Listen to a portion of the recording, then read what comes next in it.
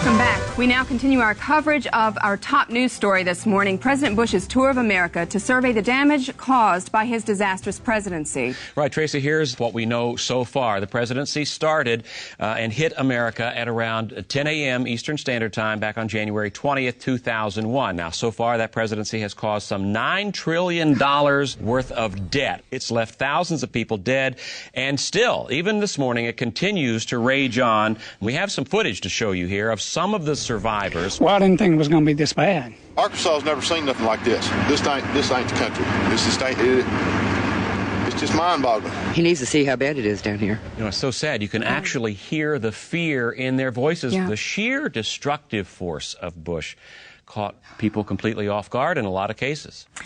Well, joining us now live is Brian Scott.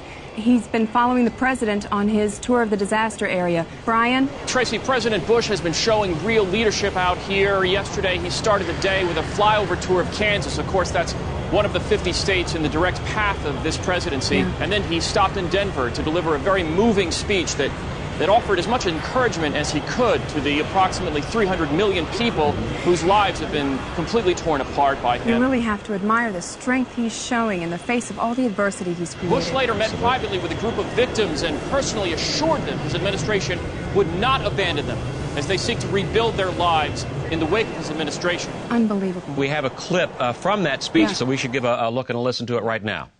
I'll be seeing people whose lives were turned upside down. I'll do my very best to comfort them. I ask our nation, for those who are prayerful, to give a prayer for the victims.